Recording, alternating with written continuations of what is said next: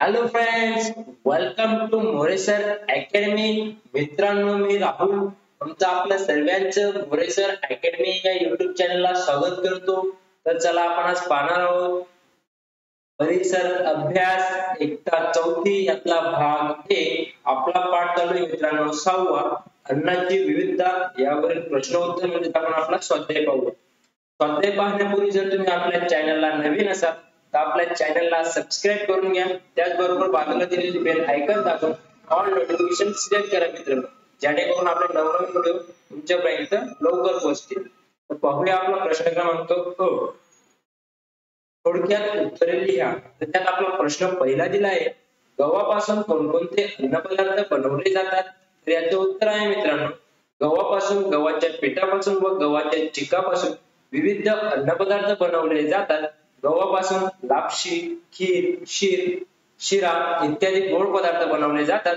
तर गव्हाच्या पिठापासून आपण दैनंदिन जीवनात खाणारी पोळी, पुरी, पराठा इत्यादी बनवले जात असतात. तर गव्हाच्या चिकापासून पापड, कुरडई इत्यादी तळलेले पदार्थ बनवतात मित्रांनो. तर पाहूया आपला प्रश्न क्रमांक दुसरा, विविध प्रकारच्या खाद्यतेलांची नावे लिहा. तर याचं उत्तर येईल मित्रांनो, भुईमूग, करडई, मोहरी इत्यादी तेलबियांच्या पिकांपासून व त्यांच्याप्रमाणे नारळापासून तेल बनवले जाते. भुईमुगाचे तेल, करडईचे तेल, तिळाचे तेल, मोहरीचे तेल, खोबरे तेल इत्यादी खाद्यतेलांची नावे आहेत मित्रांनो. तर अशा प्रकारे आपल्याला त्यांची नावे लिहिता येतील. तर पाहूया आपला प्रश्न क्रमांक तिसरा, तुमच्या गावी तयार केला जाणारा विशेष अन्न पदार्थ कोणता? हा अन्न पदार्थ कशापासून बनतो? तर याचं उत्तर आहे मित्रांनो, आमच्या गावी केला जाणारा विशेष अन्न पदार्थ म्हणजे नारळी भात होय. हा अन्न पदार्थ मुख्यतः तांदूळ, नारळ व गूळ या पदार्थांपासून होतो. याशिवाय ह्या अन्न पदार्थात आपण वेलची, बदाम, काजू इत्यादी पदार्थही वापरले जात असतात मित्रांनो. या प्रकारे आपला प्रश्न क्रमांक कंप्लीट झालाय मित्रांनो. पाहूया आपला प्रश्न हा, गटात न बसणाऱ्या अन्नपदार्थाभोवती गोल करा. गटात न बसण्याचे कारण लिहा. तर पहिलं दिलंय मित्रांनो आपल्याला कैरी, लोणचे, आंबा, मोरंबा, आमरस. तर यापैकी याचं उत्तर आहे, आंबाला आपण गोड करू शकतो कारण आंबा हा मूळ अन्न घटक आहे. जसे की लोणचे, मोरंबा, आमरस हे प्रक्रिया करून तयार झालेले अन्न पदार्थ आहेत. कैरी म्हणजे आपला कच्चा आंबा होय.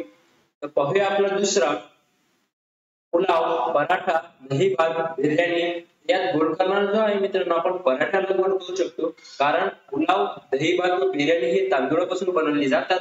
मात्र पराठा आपल्याला गव्हाच्या पिठापासून बनवला जात असतो. तर पाहूया आपलं तिसरं, मैसूर पाक, पुरणपोळी, थालीपीठ, झुणका भाकर यापैकी आपण गोड मैसूर पाकला करू शकतो मित्रांनो, कारण पुरणपोळी, थालीपीठ, झुणका भाकर हे पदार्थ प्रामुख्याने महाराष्ट्रात बनवले जातात.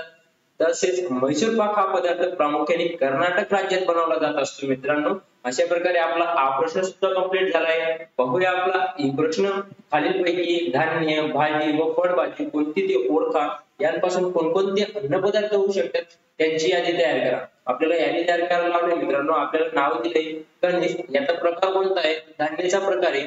तसेच त्याच्यापासून होणारे पदार्थ आहेत भाजी, भजी, पराठा, उसळ, सूप इत्यादी. दुसरा आहे मित्रांनो गवार, याचा प्रकार हा भाजीचा आहे.